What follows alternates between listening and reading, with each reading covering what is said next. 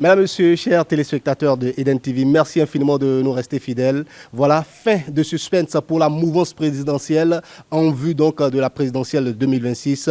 On connaît désormais le dauphin du président Patrice Talon. Il s'agit du ministre Ouaddahi, Romuald Ouaddahi. Et pour parler donc de cette nouvelle qui vient de tomber, nous avons en face de nous M. Bertin Korovi. On le connaît tous. C'est un esprit libre. Il dit ce qu'il pense et il exprime comme bon lui semble. Il est en face de moi. Monsieur Bertin Korovi, merci infiniment d'être avec nous. Merci donc de répondre à l'invitation de Eden TV. Merci de nous recevoir. C'est moi qui vous remercie, mais avec un pincement de cœur, pour parler du dauphin choisi et assumé par le président. Vous avez choisi le candidat au dauphinat qui n'a pas été choisi. Mais ce n'est pas grave.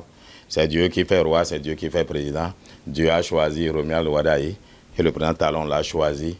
Alhamdulillah, Rabbil Alamin. J'avais envie de vous demander, est-ce que vous n'êtes pas déçu? Est-ce que vous n'allez pas contester? Oh, ben, pas du tout. La sourate 3, verset 26, Allah, c'est lui qui fait roi, c'est lui qui fait esclave. Pourquoi voulez-vous que je sois jaloux de quelqu'un à qui Dieu a donné? Si Dieu avait voulu que ce soit moi, ça aurait été moi. J'ai organisé des prières, je ne m'en suis pas caché. Mais ce que Dieu a donné à quelqu'un, vous ne devez pas être jaloux. Il faut se réjouir de ce que Dieu vous a donné. Et Dieu a donné à Romuald Ouaddahi d'être notre président. Et je me battrai pour qu'il en soit ainsi. Tout ce qui est important pour moi, c'est la dynamique Talon continue. Et oui, Romuald va faire continuer cette dynamique-là, puisqu'il est parmi nous tous le mieux qualifié pour que cela soit ainsi. Quelles sont les qualités de Romuald Ouaddahi qui font qu'aujourd'hui vous êtes prêt à vous battre pour sa candidature? Vous êtes prêt à accepter cela? Quelles sont les qualités qu'il a et qui vous convainquent en réalité? Alors, nous avons à certains égards certains profils qui nous sont communs. Il comprend l'économie, je comprends l'économie, mais il est financier, ce que je ne suis pas, et il est celui qui a le plus participé à la mobilisation des ressources financières pour ce qu'on a comme développement là. Et ce n'est pas donné à tout le monde. Aussi, c'est lui qui a participé à la mobilisation des ressources et c'est lui qui a le timing et les règles pour les remboursements. Donc, il valait mieux que ce soit lui que quelqu'un d'autre. Mais ce n'est pas ça qui fait que Romuald Ouaddahi a été choisi en réalité. Ce qui fait qu'il a été choisi, c'est sa capacité à transcender les bords. Il n'est ni du BR ni de UPR. Il est en même temps des deux à la fois. Il cotisait au BR, il cotisait à UPR. Donc, sa candidature ne va pas gêner des militants BR ni gêner des militants UPR. Mais moi, si j'avais été candidat, je l'aurais été au nom du Bloc républicain. Et vous connaissez ma liberté de ton. Ben, beaucoup dans UPR auraient été fâchés. Oh, Corby nous critiquait. Et d'ailleurs, même dans le BR, oh, lui nous critiquait. Pourquoi lui? Donc, il valait mieux quelqu'un qui soit mi-figue, mi-raisin. C'est d'abord la vraie qualité qui a, c'est-à-dire plaidé en faveur de Romuald Ouaddahi. D'accord, donc on connaît désormais l'avis de Bertin Korovi. Selon vous, quel doit être alors le mot d'ordre désormais dans la mouvance présidentielle, de manière générale? Je ne veux pas parler seulement du BR ou de l'UPR, je veux parler également de Renaissance nationale, je veux parler également de Mouel, de Jack Ayadi. Comment vous pensez qu'on doit être ensemble désormais au niveau donc de la mouvance présidentielle? Eh bien, il faut vous oublier le plus grand parti, l'abstention. 62% des Béninois n'ont pas voté en 2023. Et ce sont ceux-là qui me préoccupent en premier. C'est eux d'abord qu'il faut aller convaincre. Ils sont plus nombreux et c'est une réserve de voix. Alors, le mot d'ordre, c'est le leitmotiv aujourd'hui, c'est la dynamique Talon continue avec Ouaddahi. Et maintenant, nous apportons à Ouaddahi et à la dynamique Talon continue la construction, nos idées de l'économie fondamentale pour un développement à visage humain, qui est notre vision de notre façon de voir la vie, notre façon de voir l'économie. Nous proposons, et nous allons voir le candidat très prochainement à cet effet, qu'il aménage, viabilise les terres agricoles additionnelles, au moins 1 million, qu'on va mettre à portée des producteurs pour augmenter l'espace cultivé. Nous allons, ma foi, il y a de ces routes-là. Le Bénin fait beaucoup de routes déjà, mais il y a des routes structurantes pour notre développement. Je prends le tronçon Gogounou-Bagou, 14 km. Mais quand vous prenez la commune de Gogounou, il y a 5 arrondissements. L'arrondissement de Bagou fait 40% de leur capacité agricole. Mais il n'y a pas de route, c'est seulement 14 km. Le leur fait, ce serait booster leur économie. il y a le tronçon Ndali, Djougou, et d'autres encore. Oui, mais certainement, les Béninois vont l'attendre beaucoup plus sur le social. L'aspect social de la gouvernance du président Patrice Talon, beaucoup de Béninois restent sur leur faim. Est-ce qu'avec Romuald Dawadani, vous pensez que ça serait possible? Et comment est-ce que vous comptez l'accompagner en tant que membre de la mouvance présidentielle? Alors, je voudrais même, moi-même, je vais faire comme, comment il s'appelle, Napoléon. Je cours mon chapeau et je me mets ça sur la tête. Je suis son porte-voix, son porte-parole, pour ne pas dire son directeur de... Mais il n'aura pas mieux que moi. Ah bon? Ah, il n'aura pas mieux que moi. Parce que pour le vendre là, ce n'est pas aussi simple que cela. Hein. Si on doit prendre ce qui existe et en faire un nouveau, les choses qu'on reproche à Patrice Talon, on risque de les lui reprocher, puisqu'il était son jumeau siamois. Mais il n'était pas, quoique jumeau siamois, il n'est pas Talon. Donc il faut trouver de la psychologie pour le montrer sous son meilleur angle. Et il n'aura pas mieux que moi dans ce pays. Ce n'est pas de l'orgueil. Alors, au fait, nombreux confondent le social au partage de ressources sans les produits. Mais on ne partage que ce qu'on a. Or, il faut créer de la richesse. C'est pour ça que je dis qu'il faut aménager des terres agricoles additionnelles. Il faut créer plus de richesses pour que nous puissions disposer de ressources additionnelles qu'on peut mettre à disposition de ces genres de trucs. Il faut faciliter les moyens de production. Puisque toute la richesse que crée le Bénin vient d'abord de l'agriculture, de l'élevage et de la pêche. Il faut draguer le lac Aimé, par exemple. Il faut faire de l'aquaculture. Nos mers sont très riches en eau pour faire de l'aquaculture. Bref, il faut construire les fondamentaux du développement. J'ai un projet que je conduis. 12 000 hectares de terres agricoles. 63 milliards d'investissements. Ce sont des Indiens. C'est leur fonds, ce n'est pas le fonds du Bénin. Et je voudrais féliciter ici le ministre Gaston Dossoui qui, par sa discipline d'esprit, m'a convaincu de garder ce projet au Bénin. J'ai parlé avec le président Romuald Wadayi, je l'appelle président par anticipation, parce que c'est ma foi. Il est prêt à nous faciliter la tâche. 10 000 hectares de canne à sucre pour transformer du sucre, nous serons indépendants. Et le surplus, le Nigeria. 2 000 hectares. Ça, c'est dans la vallée, dans le long du fleuve Ouémé, vers Ouessé.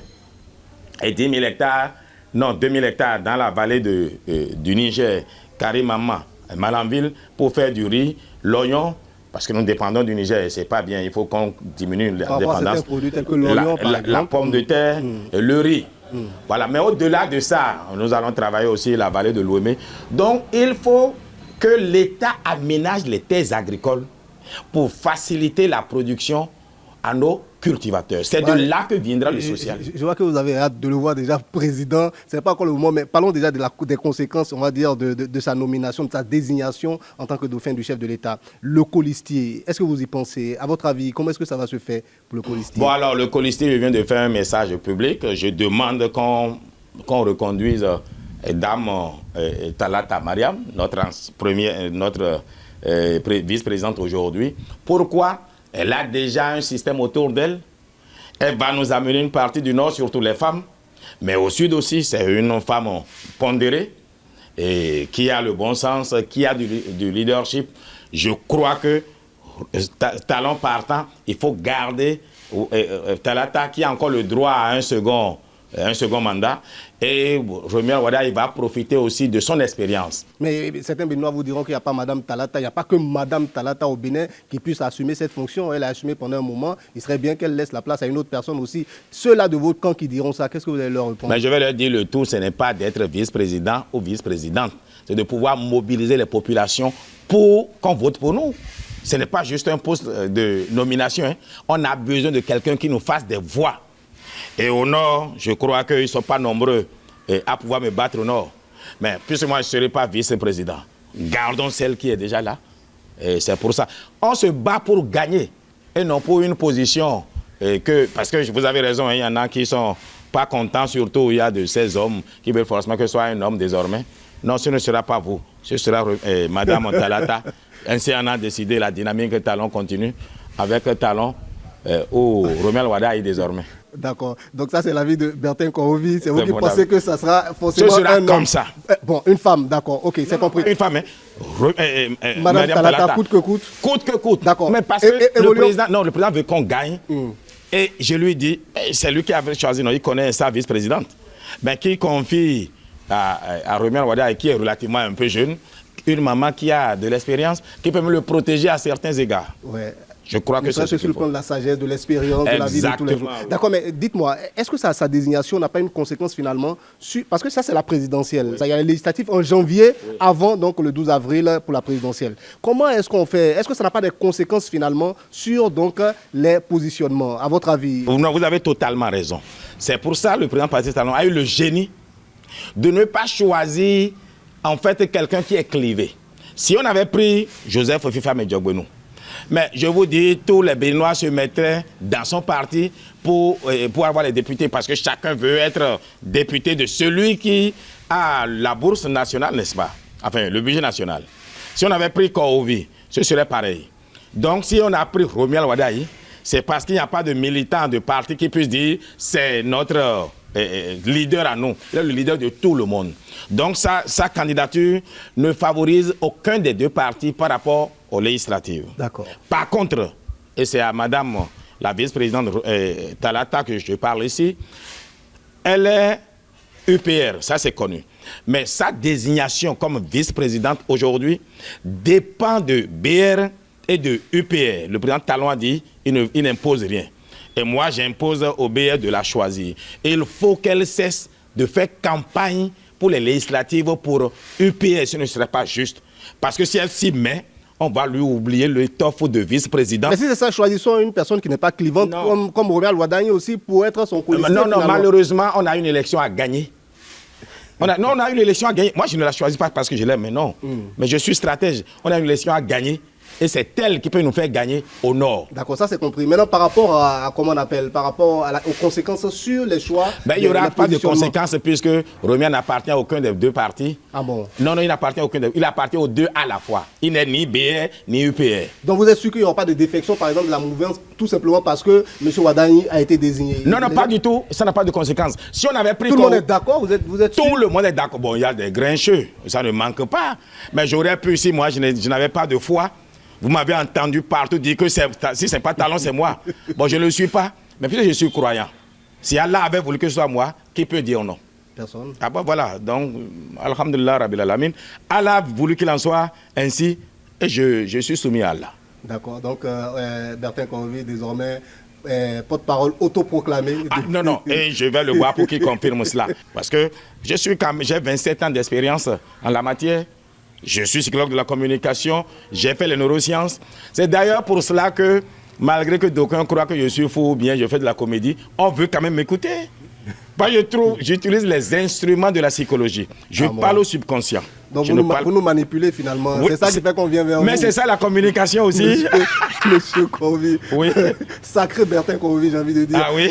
Mais bon, on est pratiquement à la fin. Je ne sais pas si vous avez un petit mot de fait. Peut-être, je ne sais pas, est-ce que selon vous, ça peut avoir des conséquences aussi peut-être dans l'opposition? Parce que eux aussi, c'est désormais un jeune qui est choisi. Est-ce que ça ne va pas agir sur leur choix de leur côté aussi? Qu'est-ce que vous en pensez? C'est vrai que vous n'êtes pas de cette... Non, je leur demande tout simplement que s'ils aiment ce pays et qu'ils choisissent déjà Romial Wadaï et ne perdent pas le temps. LD ne gagnera pas. Quid de la démocratie alors? Notre démocratie, mais la démocratie, c'est de nourrir son peuple. Hein.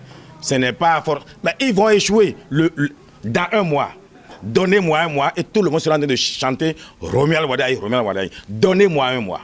Donc la dynamique continue, vous le chantre de la dynamique continue, vous dites quoi finalement à tous ceux qui sont dans la dynamique continue? Parce que beaucoup parmi eux au départ, quand vous avez commencé, ils se disaient que le président Talon n'allait pas être déboulonné, il n'allait pas quitter. Finalement, il a désigné son dauphin. Il peut y avoir des déçus là-bas aussi. Qu'est-ce que vous leur dites? Non, il y en a beaucoup, mais le fils est le père de son père. Donc Romial Wadaï a été un bon collaborateur de Patrice Talon, peut faire aussi bien, sinon mieux que Patrice Talon. Parce que nous, à ses côtés, nous allons corriger les petites choses qu'il fallait régler de la dynamique Talon. Eh bien, nous allons apporter notre touche à nous. Et je voudrais dire au président en devenir, Romial Wadaï, que nous n'allons pas l'accompagner juste avec les idées qui sont déjà les leurs aujourd'hui. Nous allons apporter nos idées. Parce que c'est pour ça que nous sommes très populaires au nord, un peu partout au Bénin.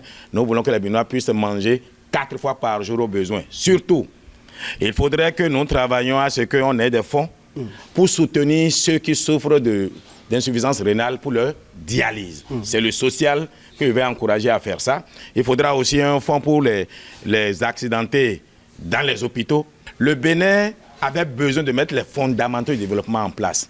Et il fallait nous faire serrer la ceinture. Ça a été fait durant 10 ans. Les prochaines années, avant c'était 3 boules, on nous prenait 2, on nous laissait 1 boule pour qu'on survive quand même. De 2026 à 2031, on va nous laisser 2 boules, mais on va garder encore 1 boule. Vous êtes sûr? Est-ce que c'est pas de la rigueur, ajouter de la rigueur? Romuald Wadani, malgré tout, ça reste un grand technocrate, un technicien. Oui. C'est lui qui est au fond là-bas, qui faisait tout le boulot en quelque sorte. Oui. Mais est-ce qu'il ne va pas venir ajouter un peu plus de rigueur? Romuald Wadani et moi-même, on a toujours échangé sur l'économie et nous partageons beaucoup de choses en commun. Je serai là, à ses côtés. Je serai le vice-président qui n'aura pas été élu en réalité.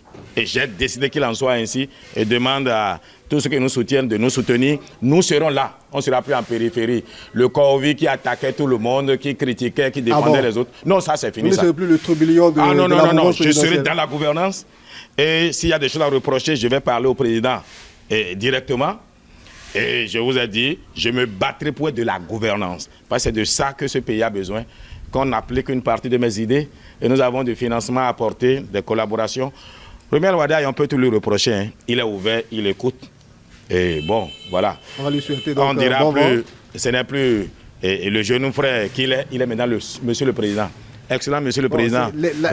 L'élection n'a pas encore lieu. Mais on vous a bien compris. Mais la foi vient de ce qu'on attend. Oui, mais il y a une grande majorité de Béninois qui attendent surtout l'élection aussi. Oui, mais moi, je proclame déjà la victoire. D'accord, vous proclamez la victoire. Alors, dans Marc 11, écoutez, dans Marc 11, verset 24, il est dit, non, on dit, ce que vous demanderez en priant, croyez que vous l'avez déjà reçu et vous le verrez s'accomplir. Donc, en disant, monsieur le président, je le programme à le devenir et les populations vont voter pour lui. Voilà, c'était donc Bertin Korovi, on le connaît, il dit ce qu'il pense. Et exclusivité Eden TV, Bertin Korovi l'a annoncé lui-même, il rentre désormais complètement dans les rangs, plus d'écart. Il sera le plus discipliné possible parce que le dauphin est désormais connu. J'ai dit bien? Ah ben bien sûr. Ok, merci infiniment mesdames, messieurs de nous avoir suivis. Je vous dis bonne suite des programmes sur Eden TV. À très bientôt.